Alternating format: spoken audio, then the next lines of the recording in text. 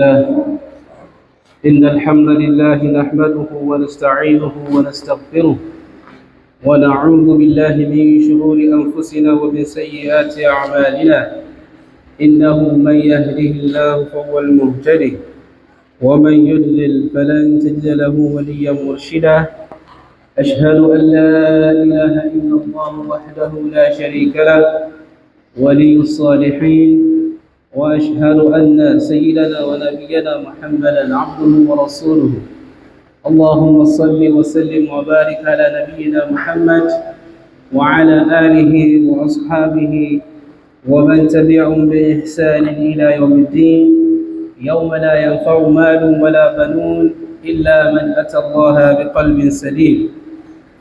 وقال الله سبحانه وتعالى بعد أعوذ بالله من الشيطان الرجيم بسم الله الرحمن الرحيم يا أيها الذين آمنوا اتقوا الله حق تقاته ولا تموتن إلا وأنتم مسلمون. ألوكفون ولموبا أترويكاتي فون نبا محمد صلى الله عليه وسلم ẹni tí Ọlọ́run bá rán láti bá máa jẹ́ ìkẹ́ fún gbogbo àgbáláyé. Ìkẹ́ Ọlọ́run bá kún ọba Nábì, gbogbo àwọn ará ilé rẹ̀, gbogbo àwọn sàhábà rẹ̀ pátápátá, gbogbo àwọn àti gbogbo àwọn pátápátá tí a tẹ̀ lójúpọ̀ náà Nábì títí tí ó fi jẹ́ ọgbẹ̀dẹ̀ Al-Qiyama. Ìyẹn ló sí Ọlọ́run ọba kí tí a fi bára wa dúpẹ́ lónìí. Òun náà ni pé nígbà tá a jí àjí sí ipò kèfèrí, àjí sí ipò mùmìnì. Ìwà ṣe mùmìnì àbí mùsùlùmí pẹ̀lú orúkọ lásán. Mùmìnì àti mùsùlùmí tí ń rò pé kí ló tún kù, òun náà ní ká wá jọ́sìn fún Ọlọ́run ọba. Ilé yìí oore ńlá ni fẹ́ni tó bá mọ iye oore, torí pé oore tó ga jù tọ́lọ́run bá máa ń ṣe fún ẹ̀dá, òun náà ní kó ṣèyàn ní mùsùlùmí. Eléyìí òun náà ní pé tí èèyàn bá ti wá ń jí tí ń bára rẹ̀ mùsùlùmí, tọ́lọ́run bá gba ìsìláàmù kúrò lọ́wọ́ rẹ̀, irú ẹni bẹ́ẹ̀ kó máa dúpẹ́ fún Ọlọ́run ọba. Tó la fi ń bára wa dúpẹ́ lónìí. Allah subhanahu wa ta'ala ó rán Ànábì Muhammad sallallahu alaihi wasallam sí wa. Ànábì tí ó rán sí wa yìí, òun náà ló sọ fún wa pé ọjọ́ tí fi ń dájú ní ayé, òun náà ni yawmul jumu'ah. Ọjọ́ yìí ni ọjọ́ tí Ọlọ́run bá dá Ànábì Adam alayhi salam, tí ó fi Ànábì Adam sínú ọgbà Al-Jannah. Ọjọ́ yìí náà ni ọjọ́ tó kẹ́yìn ní ọjọ́ tí ayé ó parẹ́. Tó bá fi mú kí ìmáàmù gorí mímbàrí ní ọjọ́ Friday, láti pé ayé ò ní parẹ́ ní ọjọ́ náà nìyẹn. Àbára wa dúpẹ́ lọ́dọ̀ Ọlọ́run ọba. Ìgbà àbára wa nù mọ́ṣáláṣí, àṣewà ní ayé, àṣewà láàyè. Alhamdulillahi rabbil alamin. Ìyẹn ó sí Ọlọ́run ọba. Ọlọ́run bá ń bá wa sọ̀rọ̀ náà Al-Qur'an al-Karim gẹ́gẹ́ bí àwọn àfáà ṣe máa ń rán wa létí gbogbo ọjọ́ Jímọ̀. Ìpè ya ayyuhal ladhina amanu ittaqullah, ẹ̀yin olùgbàgbọ́ òdodo, ittaqullah, ẹ páyà Ọlọ́run ọba. Ẹ páyà Ọlọ́run ọba gbogbo bó ṣe yẹ kí ẹ páyà Ọlọ́run ọba.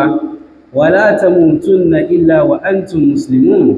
Ẹ sì gbọ́dọ̀ kú láì jẹ́ pé ẹ jẹ́ mùsùlùmí. Torí pé tó bá kú tí ó sì jẹ́ mùsùlùmí, irú ẹni bẹ́ẹ̀ ó mọ̀ ti ṣòfò. Ọlọ́run ò ní jẹ́ ká ṣòfò láyé, kò sì ní jẹ́ ká ṣòfò níjọ́ ọgbẹ̀dẹ̀ Al-Qiyama. Ẹ̀yin ló sí Ọlọ́run ọba. Gẹ́gẹ́ bí Ọlọ́run ọba ṣe dá wa, tó sì fi ìmánì sínú ọkàn wa, tá a sì ń dúpẹ́, tá a sì ń mú, tá a ti mọ̀ lórí. Ẹ̀dá tọ́lọ́run bá dá wa àti bí ìmánì ṣe rí lọ́kàn ọmọ ẹ̀dá Ádámà, yazid wa yanqus. Ìmọ̀ ń lékún, ìsì máa ń dínkù. Ìmọ̀ ń lékún, ìsì máa ń dínkù.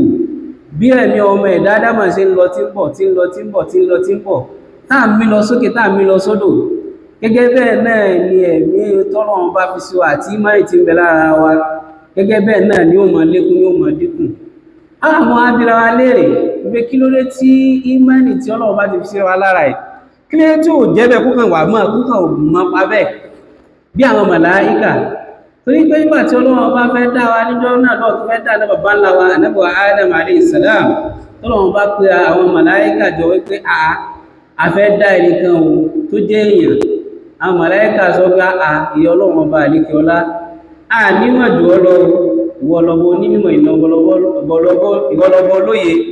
Pé mo fẹ́ dáhùn tó jẹ́ pé wa yasfikuna dimaa, wọ́n máa ta ẹ̀jẹ̀ sílẹ̀. má dá wọn wípé àwọn ń sìn ọ́ wa nahnu nusabbihu bihamdika wa nuqaddisu lak, à ń sìn ọ́, à ń ṣàfọ̀mọ́ rẹ, à sì ń yin orúkọ rẹ, à ń gbé tóbi, à ń ṣàfọ̀mọ́ rẹ, kí ló fẹ́ dáhùn tó jẹ́ kí wọ́n máa dá ẹ̀ṣẹ̀. Ọlọ́run bá ní ẹ̀mọ́ tẹ́mọ̀ ẹ̀mọ́ táàmọ̀.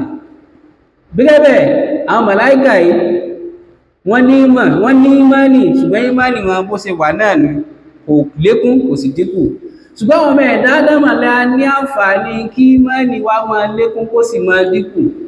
Bó láti wá lékún ìmánì wa, àwọn kíní sì máa ń fa kí ìmánì wa yóò fi máa dínkù. Òun náà ni a fẹ́ rárá wa létí ráńpẹ́ ní kútúbà tòní.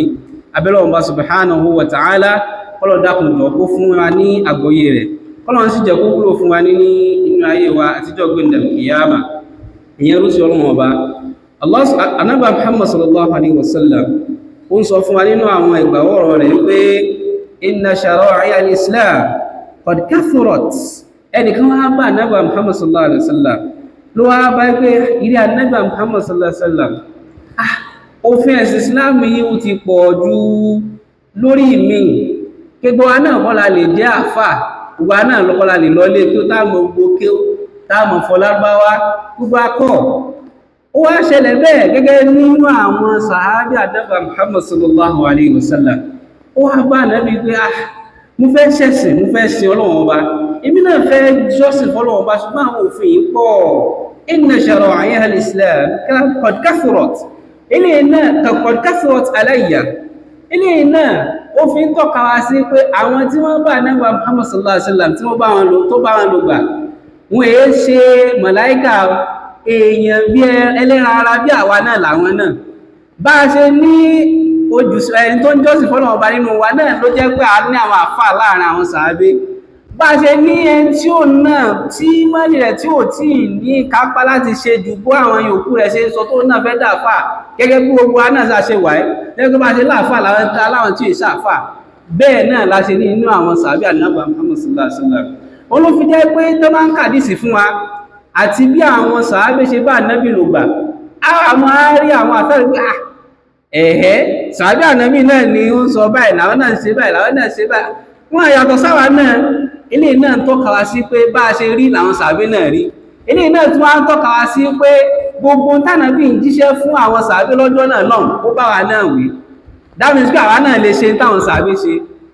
Ànábì Muhammad sallallahu alaihi wasallam nígbà tó pẹ́ lẹ́yìn, sàábé wá ní fa'anbi'ni minha bi shay'in, tó jẹ́ pé ó wá ní pé ìrìn Ànábì wá fún mi ní kankan tó jẹ́ pé tí n bá ti ń ṣe nínú àwọn òfin tó pọ̀, àwọn àṣẹ́báyé tó kọjá pé tí bá ti ń ṣe yóò mọ̀ dá fún mi o, yóò mọ̀ jẹ́ kó jẹ́ pé tí má ti gbá mú báyìí mo ti ṣoríire.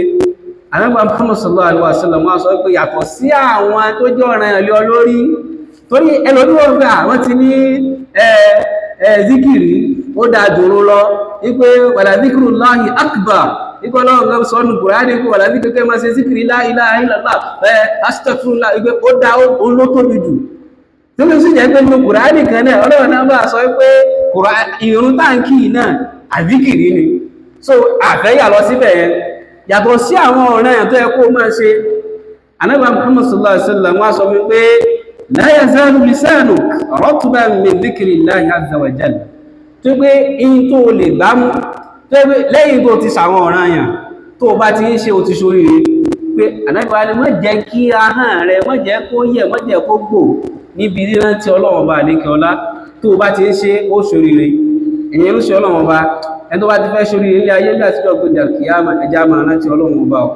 Ẹni tó bá ti rántí Ọlọ́run Ọba gẹ́gẹ́ bí Ọlọ́run Ọba ṣe sọ nínú Suratul Baqara, fadhkuruni, àṣẹ ni, ìmọ̀ràn ni, tó bá ti ń ṣe Ọlọ́run bá ní ẹ máa rántí mi, afkúnkùn Ọlọ́run bá ní ìmọ̀ rántí yín, kéṣe pọ́lọ́run gbàgbé rẹ o, kéṣe pọ́lọ́run ọba ò mọ́bí tó wà kò rí ọ, ṣùgbọ́n ẹgbẹ́ tó ti ń jẹ̀rọ Ọlọ́run ọba létí, ó ti ń sọ, ó ti ń rántí Ọlọ́run ọba ní gbogbo ògbà, yóò rọrùn fún wọn náà láti tó bá nídìí nǹkan lọ́dọ̀ Ọlọ́run ọba, láti ṣe pé Ọlọ́run ọba mo nídìí bá Ọlọ́run ọba nígbà ẹ̀fún lágbájá ọmọ lágbájá ní ti ń fẹ́ tó ṣe ìrántí àwa Ọlọ́run ọba. Ọlọ́run ọba àlékè ọlá ó ti wá ń júwe fún wa nínú Al-Qur'ani náà gẹ́gẹ́ bí àwọn sàábé bó ṣe wá bí Ànábì Muhammad sallallahu alaihi wasallam bó ṣe wá bí Ànábì léèrè wípé kí ni kí n máa ṣe tó jẹ́ pé màá kàn mú kan mú gbá àgbà kan mú tó ti bá ti ń ṣe ó ti dáa. Allah subhanahu wa ta'ala ó tún sọ fún anú suratul Baqarah. Allah bá ní fa idha qadaytum manasikakum fadhkurullaha ka dhikrikum aba'akum aw ashadda dhikra. Eléyìí ó tún bá wa náà wí. Tá bá ní ta ni bàbá wa, gbogbo ara lè dárúkọ bàbá wa gbà àwọn orúkọ bàbá mi. Bàbá mi lágbájá ọmọ lágbájá. Ta ló bí bàbá rẹ̀? Bàbá mi rí báyìí. Ọmọ ilé ibo ní ọ́? Ọmọ ilé rí báyìí ni mo, ọmọ ilé rí báyìí ni mí. Ọlọ́run bá lékẹ́ ọlọ́wà sọ fún wa wípé tẹ́ bá ti ń parí iṣẹ́ ájì yín, tẹ́ ti ń ṣe àwọn àfọ̀mọ́ tẹ́ ti ṣe tán, Ọlọ́run bá ní fadhkurullaha ka dhikrikum aba'akum. Ẹ máa rántí Ọlọ́run ọba lékẹ́ ọlá gẹ́gẹ́ bí ẹ ṣe máa rántí àwọn bàbá yín tẹ́lẹ̀tẹ́lẹ̀. Ẹ má sọ pé nísìn fàpẹẹrẹ tàbá bí rárá lérè pé ta ni bàbá ànábì yìí ó rọrùn nígbà àbá ànábì Abdullahi lórúkọ rẹ̀, kí lórúkọ bàbá Abdullahi Abdulmuttalib, kí lórúkọ bàbá Abdulmuttalib. Tàbá ní káàmọ̀ tó bá a rí pé a sọ̀rùn tàbá débì kan. Tàbá sì ní pé ó yá ẹja máa rántí Ọlọ́run ọba wípé kí lórúkọ Ọlọ́run ọba tí èèyàn lè fi lò tẹ́ tó báyìí tẹ́ ń ṣèyàn mú, èèyàn wá ìjẹ̀mú ó sì ti gbàgbé ọpẹ́ Ọlọ́run ọba ní jẹ́ Ar-Razzaq, wọ́n lọ wá ìjẹ̀mú lọ sọ́dọ̀ nǹkan míì.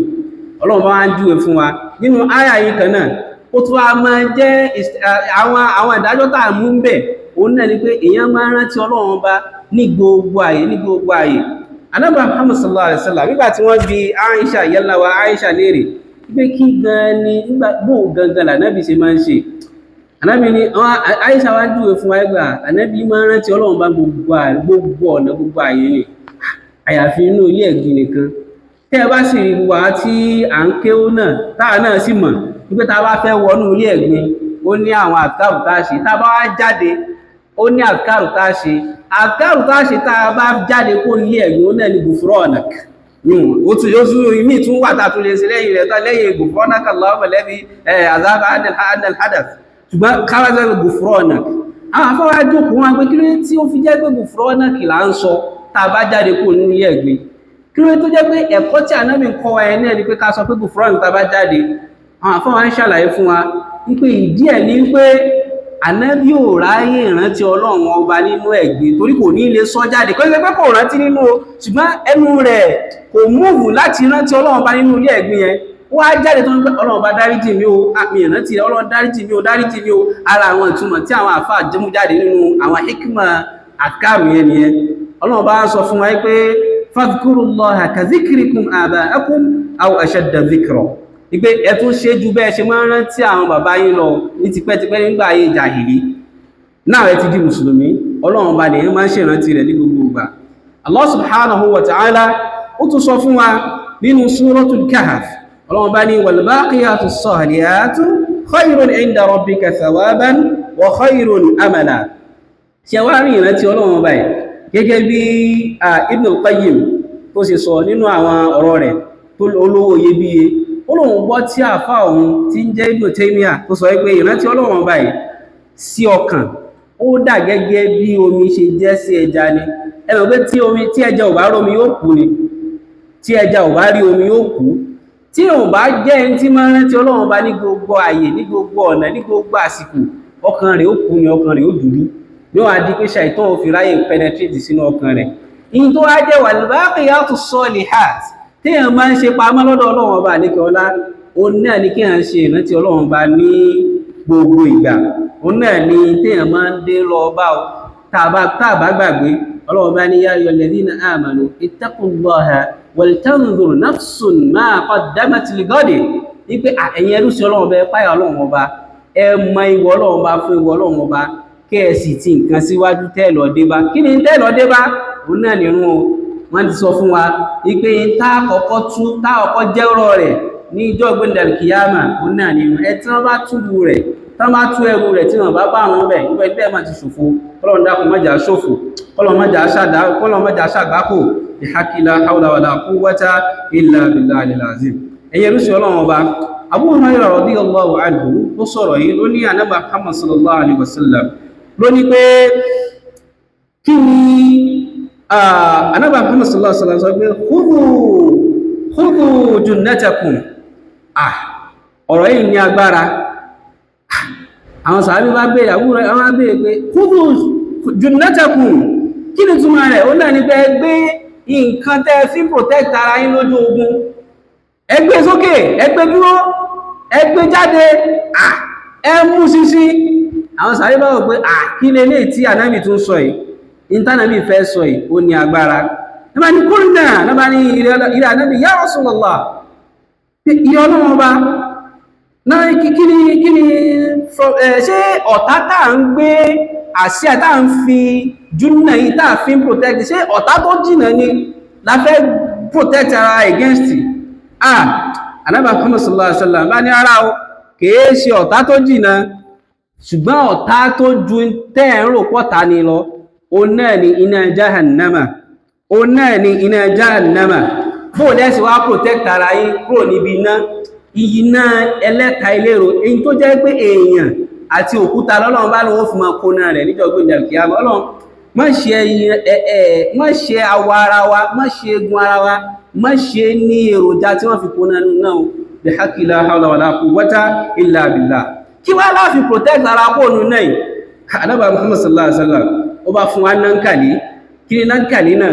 Èyàn rúṣọ Ọlọ́run bá ó náà ní ká máa ṣe subhanallah walhamdulillah wala ilaha illallah wallahu akbar.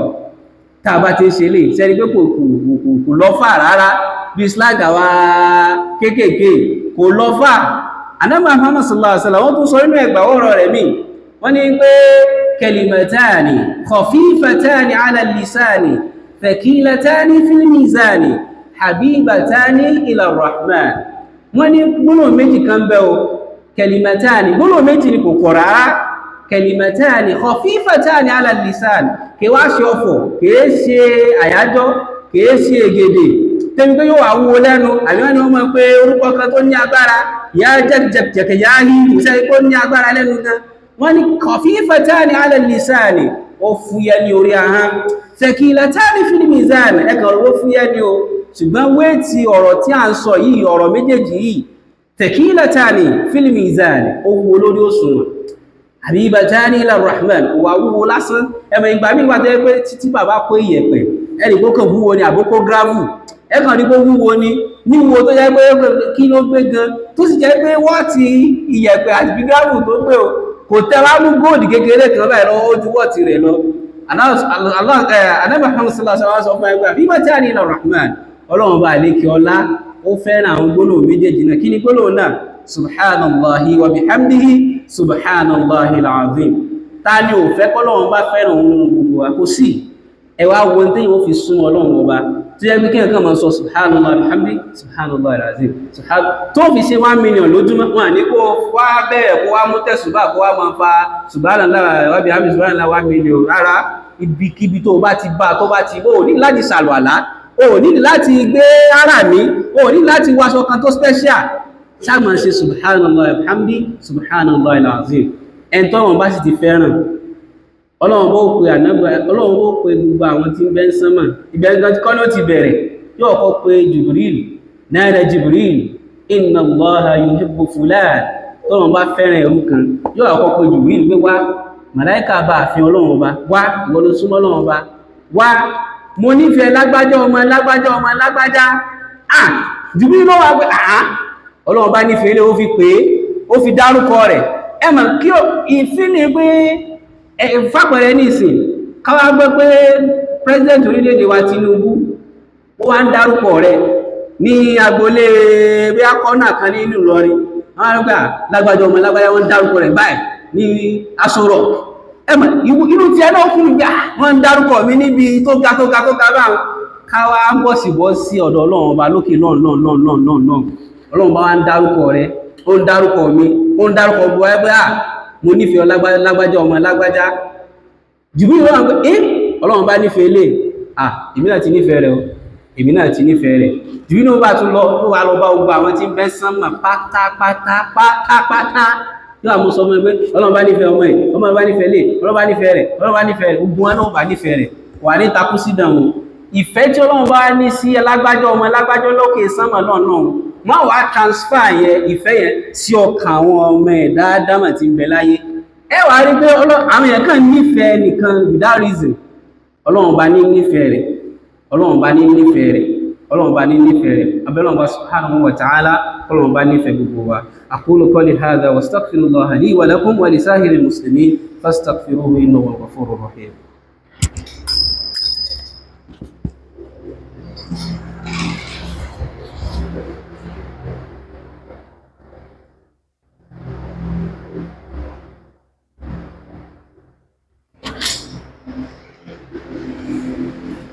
الحمد لله رب العالمين والعاقبة للمتقين ولا عدوان إلا على الظالمين أنا أقول فún Ọlọ́run Ọba tí ó ṣe wá ní ẹrú ọlọ́pẹ́ ẹrú tí ń rántí rẹ̀ ní gbogbo ìgbà àti ní gbogbo àsìkò àìní jẹ́ ẹrú ọlọ́pẹ́ mọ́ Ọlọ́run dákun má fi ṣàdánwò fún wa Allah subhanahu wa ta'ala ó ti ṣe wá ní mùsùlùmí àìní jẹ́ mùsùlùmí Ọlọ́run má fi ṣàdánwò fún wa gbogbo àwọn tí wọ́n ṣe mùsùlùmí tí wọ́n ti gba mẹ́sẹ́jì Islam yìí gbọ́ tán sì wà láyìíká àti àyídá wa táà sì ń wọ̀n pa nífẹ̀ẹ́ wọn táà sì fẹ́ káwọn náà kájọ bá nàbí wọlé ọlá bá wọlé ọlá táà ń sọ fún wọn tí wọ́n ti gbọ́ ọ̀tọ̀ ní pé kó láwọn tó nílẹ̀gbẹ̀ẹ́ náà ti gba Islam tó jíṣẹ́ fún wọn torí pé Ọlọ́run ó gbogbo wa nígbà àwọn gan tí wọ́n bá tọrọ àwọn tí ọ̀rọ̀ wọn bá já sí náà lọ́jọ́ gbẹ̀dà kìyàmà wọ́n mọ bí wá léèrè pé kílé tó sọ fún wa pé ìyà báyìí ń bẹ ìyàwó báyìí ń bẹ kí èèyàn bá lè wá rí àwíjàre níjọ́ náà lọ́rùn ó tọ́ káwa náà ká spread the message Islam àwọn gangan ni ẹni tí máa ń jíṣẹ́ Ọlọ́run Ọba káàkiri fún àmì èèyàn kìí ṣe àwọn tí wọ́n mọ̀nà àwọn tó jẹ́ pé ghayril maghdubi alayhim waladdallin àwọn tó jẹ́ pé àkọ́kọ́ nù wọn ní maghdubi alayhim ni wọn Ọlọ́run bá ti ṣẹ́bi lé wọn Ọlọ́run bá ti bínú sí wọn àwọn náà ni àwọn Yahudi waladdallin àwọn bá ti sọnù ẹmọ̀ káfọ́jú máa lóun fẹ́ júwe ọ̀nà fún èèyàn ẹwà pé afọ́jú bò ló ṣe mọ̀nà ó wá jẹ́ pé àwọn ni wọ́n wá ń pariwo káàkiri pé àwọn ní òtítọ́ ọ̀nà àti iyì ẹ̀rùn pé ó tako làákàyè àwa tí Ọlọ́run bá gbé wúrà sí wa lọ́wọ́ tó gbé tó dájú sí wa lọ́wọ́ àwa ń ṣe ẹnu kóíkóíkóíkóí mùsùlùmí ti ẹ̀wà bóyá kò ti ẹ̀mọ iyì tó gbé dání táwọn pèèyàn mùsùlùmí tó wá pẹ àwọn mùsùlùmí bí ìdá wọn wá ń sojú kọ